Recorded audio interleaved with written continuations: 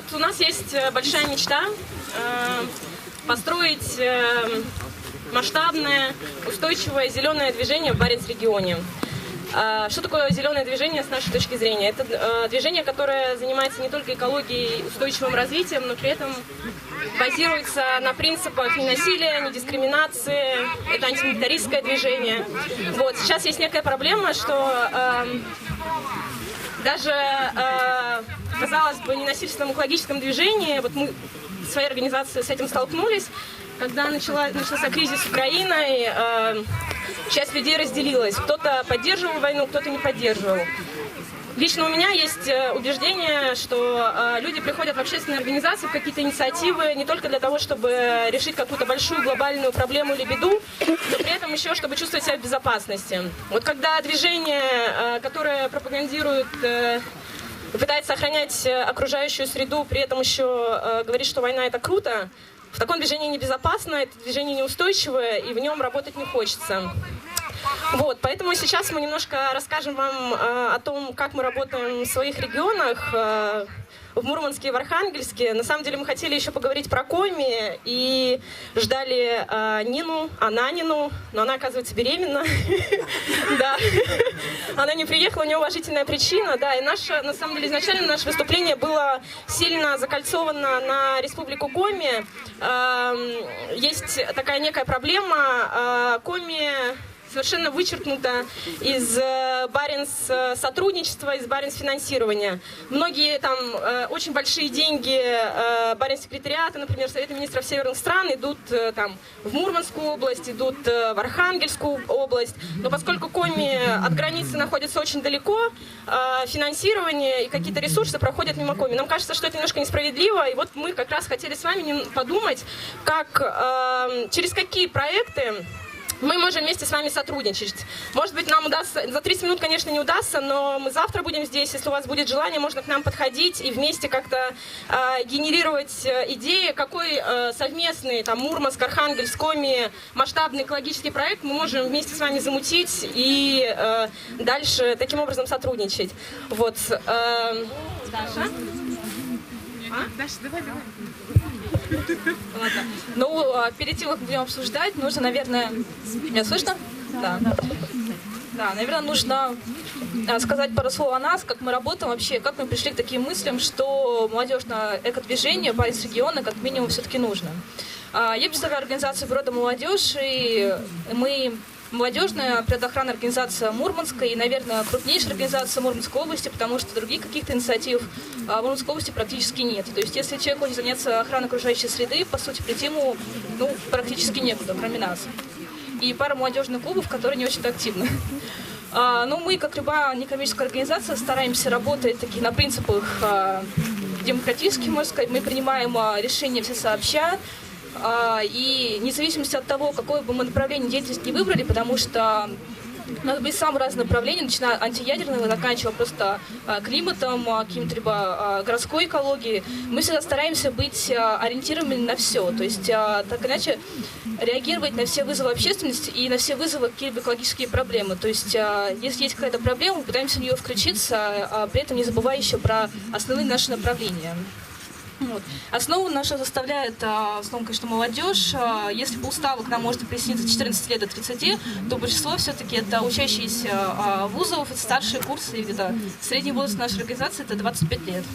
Вот. Ну, работаем мы в большей степени все-таки с молодежью, справедливо считаю, что молодежь это наше будущее, что сами должны решать, каким оно будет, в том числе касаясь экологии.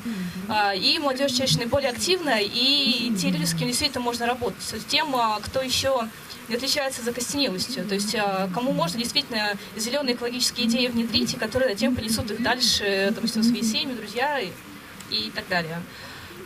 И, да, как я уже упомянула, мы стараемся не зацикливаться на одно направление, а заниматься многими экологическими проблемами. И одна из тем, которая является основной для нас и записана, может, даже в нашем уставе, это создание сети экологических активистов, потому что... А почему это, мы с вами обсудим позже. Сейчас, да, Анна Жукова. Мне бы хотелось рассказать про Архангельск, про экологическую организацию «ЭТОС». Мы работаем с природой, скажем так, с экологией уже 16 лет, с 99-го года. За это время организация обросла многими контактами. Наши партнеры, братья БИМ, конечно же, «Природа и молодежь». И, в принципе, у нас внутренняя организация, внутреннее управление такое же, как у «Природы и молодежи». То есть в организацию входят люди от 14 до 30 лет. Они принимают решения, то есть есть совет, который включает в себя 7 человек, которые какие-то обсуждают идеи, проекты, принимают по ним решения, вопросы финансирования, составляют сметы, в общем, пишут проекты.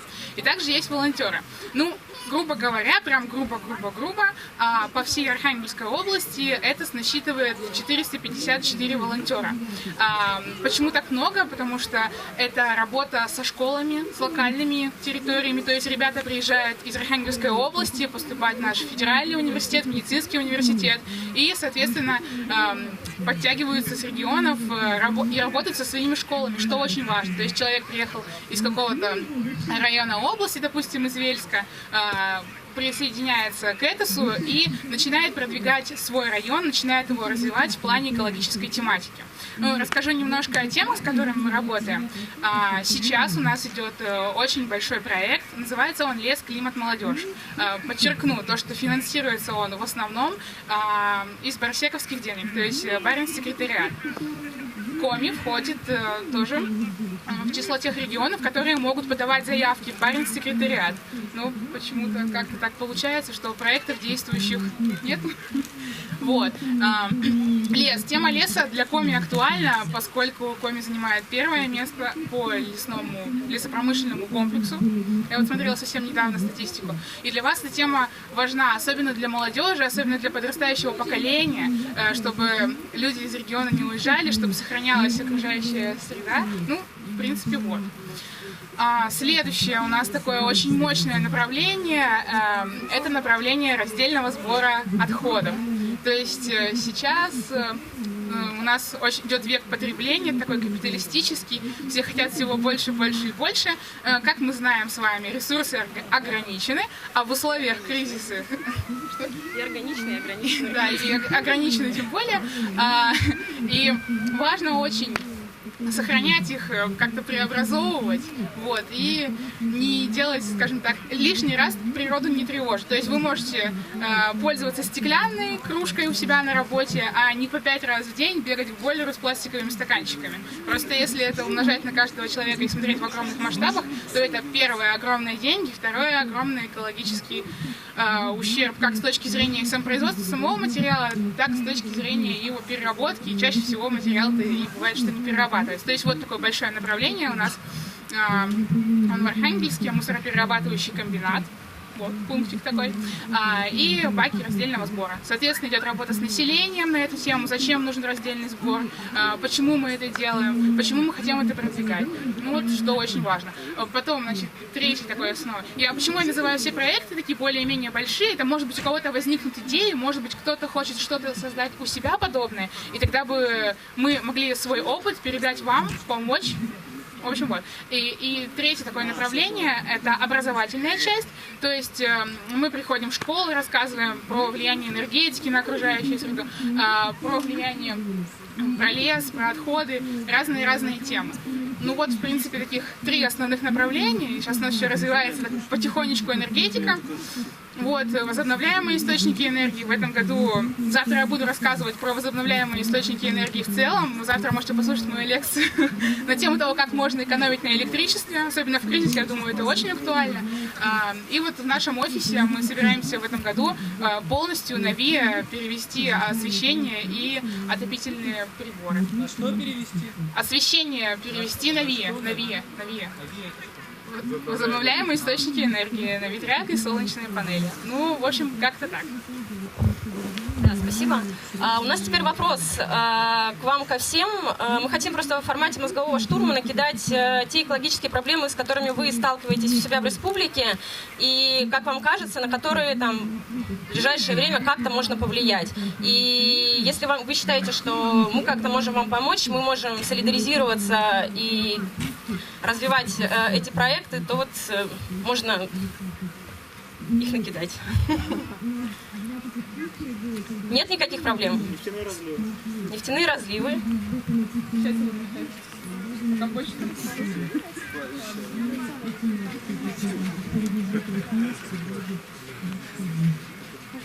Что еще? Застройка парковых зон.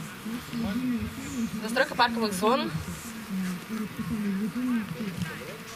Что-нибудь еще? Социальные леса. Что? Социальные леса. Социальные леса. Дождь?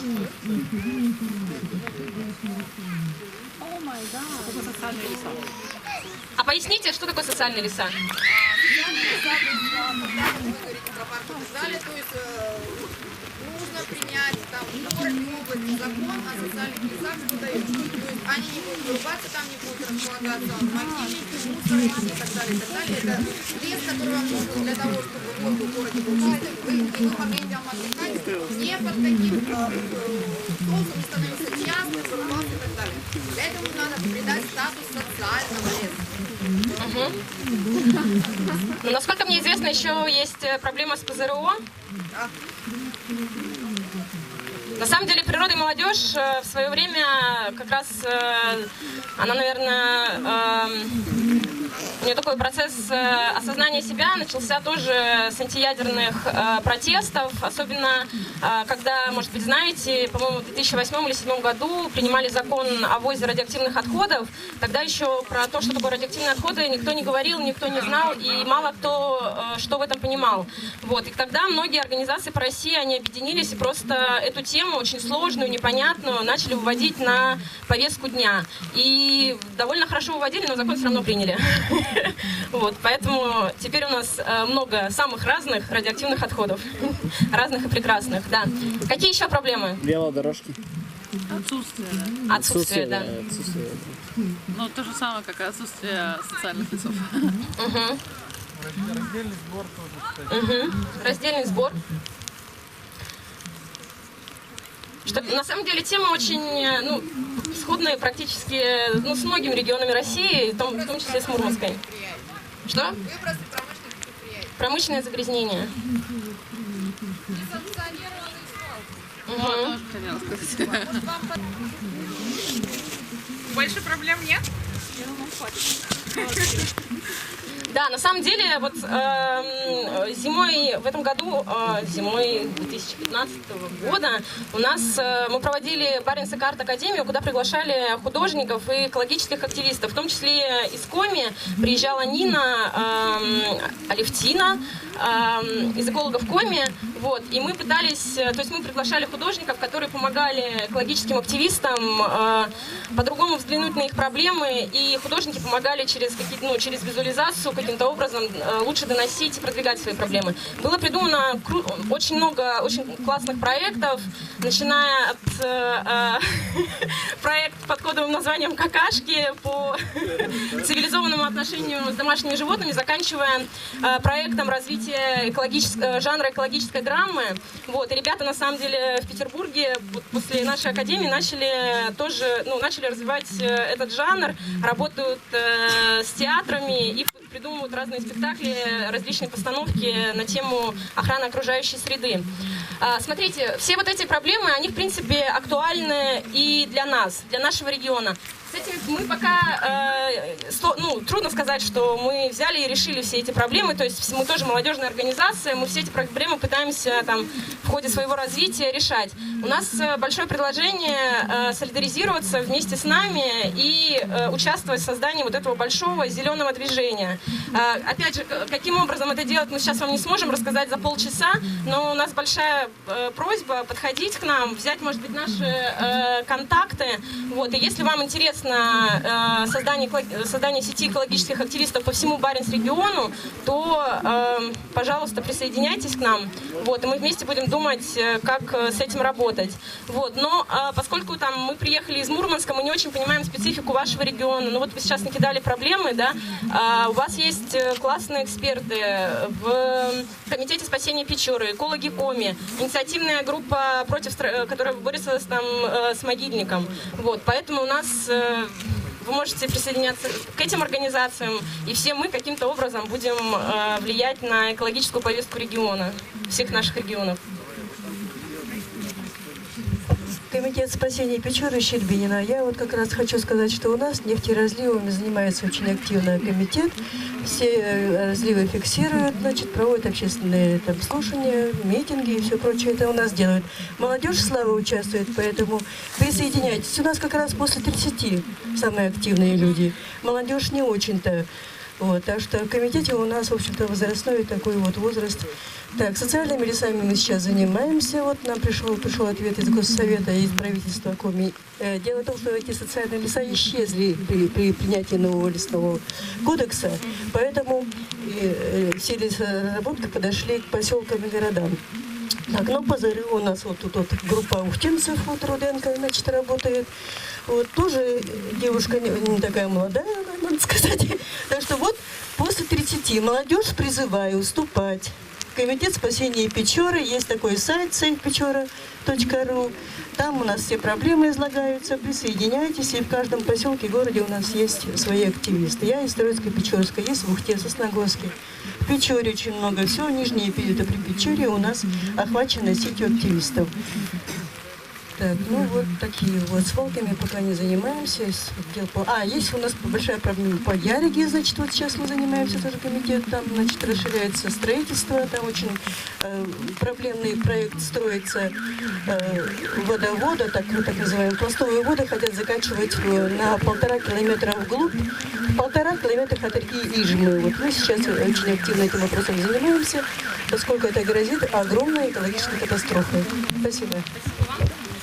На самом деле, вот то, что вы говорите, что в ваших организациях, ну, там основной контингент это больше после 30, эта ситуация актуальна вообще для всей России. И реально молодежных экологических движений, да, там, когда реально молодежь там вступает в какие-то экспертные или неэкспертные экологические организации, то есть как бы такого по России практически нигде нет. Вот есть там в Мурманске «Природа и молодежь», есть в Архангельске ЭТОС, но справедливости ради стоит сказать, что эти организации были созданы там благодаря норвежскому финансированию и там вообще норвежским ресурсам и немножко такого норвежскому пониманию того, как эти проблемы должны решаться. Вот, нам сейчас хочется просто, мы понимаем, что по всей России реально ситуация очень плачевная, то есть экологического движения уже нет.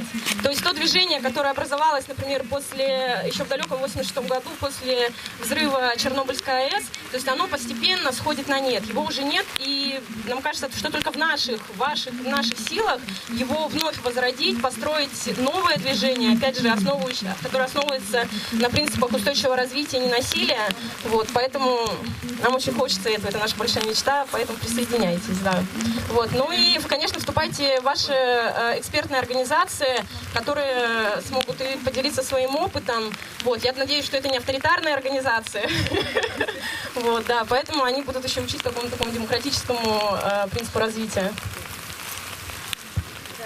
Наш комитет активно сотрудничает с Greenpeace. Нас финансирует Nordic Greenpeace. Ну вот, тоже хорошие ребята. Я хочу еще раз добавить, что мы открыты к сотрудничеству. Вы не думайте то, что мы просто готовы помочь сделать проект именно у вас. Мы можем сделать проект, допустим, на 3 региона, на Мурманск, на Архангельск и на Коми. Если у вас появляется какая-то идея, записывайте ее, обращайтесь к нам. И мне бы сейчас вот хотелось пометить именно то, с чем это 100% может вам помочь, потому что в этом у нас есть огромный опыт. Вот. Это раздельный сбор отходов и несанкционированные свалки. И, конечно, неактивность молодежи, потому что с молодежью, со школами мы работаем очень-очень много. Ну да, и вообще, то есть подходите как-то, не знаю, давайте коммуницировать, давайте интегрироваться друг в друга и придумать что-то новое. Вот у нас, правда, всего 2 дня, но я думаю, что что-нибудь допридумаем. Вот, спасибо. У нас, наверное, все. Я не знаю, может быть, есть какие-то вопросы? У нас осталось еще время вообще? Да, у нас осталось еще 10 минут? Ну вот тогда можно, наверное, какие-то вопросы задать, если есть. Давай сначала ты начнешь. Как я, может быть, вы опоздали на начало лекции, но я говорила о том, что Архангельская область большая, и университет находится только в Архангельске и в Северодвинске. И когда ребята приезжают к нам, еще в самом начале 2000-х это было, приезжали ребята, поступали в Архангельск в университеты. Ну, и в университетах первый день всегда говорят о том, какие есть общественные инициативы, общественные организации в городе. И были люди, которые как-то заинтересовывались, допустим, экологической деятельностью, приходили в организацию 1 человек, 2 человека иногда, просто так, чтобы время занять. Потом они в это втягивались и начинали работать уже со своим районом, из которого они приехали. То есть они писали проекты под эти районы. То есть мы приезжали, из нашей организации приезжали в те школы. То есть начинали работать со школьниками примерно где-то с 7-8 класса. И когда они уже ехали учиться, поступали, они уже к нам приходили. То есть они приходят не по 1 человеку сейчас, а человек по 5, по 7. Это первое. Второе. Так пришла я просто на своем опыте говорю. Привлечение в всякие разные школы, которые мы проводим, лагеря, которые мы проводим, какие-то стадии-трипы, если у нас позволяет финансирование, мы стараемся брать ребят из региона, чтобы они посмотрели то, как это все проходит, и, если у них интерес остается, они присоединяются к нам. И, конечно же, это работа с архангельскими школами. Мы приходим в школы, рассказываем про разные проекты, основные это лес, раздельный сбор мусора и энергетика. И вот люди интересуются, подтягиваются к этому. Понимаете, сейчас быть экологичным, экологистом даже так, это очень модно, и это, я считаю, очень даже здорово. И работа с населением, с родителями. Про природу и молодежь, да, Что касается природы и молодежи, я не могу сказать, что у нас какие-то супер новые особенные методы, потому что они похожи с архангельскими, и Аня говорит, что у вас все приезжают в Архангельск учиться, у нас ситуация другая. В Мурманске все хотят свалить. И чаще всего ближайший город — это Питер, куда все уезжают. То есть, собственно говоря, приходится завлекать в экодвижение тех, кто остался. И да, мы используем те же самые методы, как просветительские мероприятия всякого разного рода, начиная от выставок, семинаров, какие-то конференции. Но чаще всего все-таки, что действует, это какие-то либо дружеские контакты.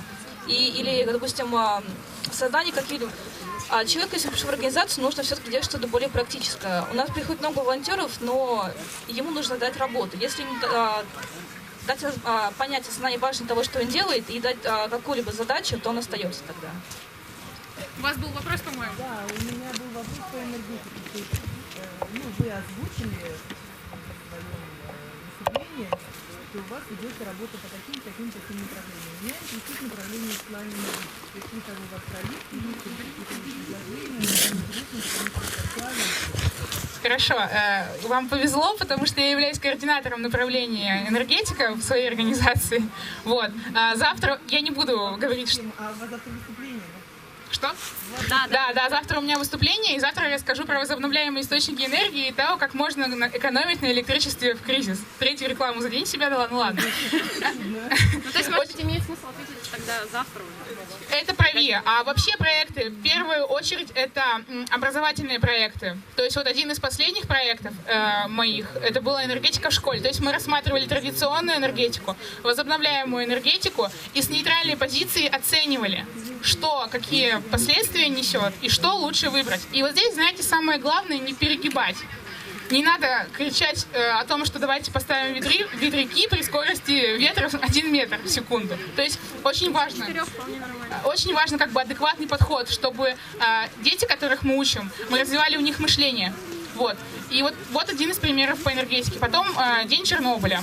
Это тоже идет работа со школами. В этом году мы приглашали эксперта из Москвы Андрея Жаровского. Я думаю, кто занимается вопросом ПЗРО, знает Андрея, знает сеть декомиссию. Даша про нее сейчас скажет. То есть такие проекты, то есть это больше все-таки образовательные проекты. И на Баренц-Экарт Академии, про которую Иля уже говорила, мы начали создавать проект по ВИЭ, соединенный вместе с искусством. То есть возобновляемые источники энергии в городе, как-то красиво стилизованы, как-то красиво вписаны в город. Мы планируем этот проект все-таки осуществить, куда будут привлекаться и студенты, которые уже умеют проектировать, что-то собирать, и художники. То есть такой союз. У меня был вопрос перехода энергии. Отлично. Я думаю, мы с вами тогда отдельно поговорим. Завтра. Да, если, да, это если вы интересовали тему энергетики, то я представляю еще одну организацию, Токойский экологический центр, та же организация уже Мурманской области. И у нас есть проект под названием «Декомиссия». Это вывод эксплуатации старых реакторов с северо-запада. Вот эта сеть включает в себя несколько областей, это Мурманская, Ленинградская область и Челябинск. Ну да, поэтому если вам что-то интересно, просто можете подойти и поговорить уже лично. Есть еще вопросы? Еще вопросы, может быть, у кого-нибудь появились? Идеи, вопросы? Как с вами связаться вообще? Ну вот здесь мы указали контакты. А тут и не знаю.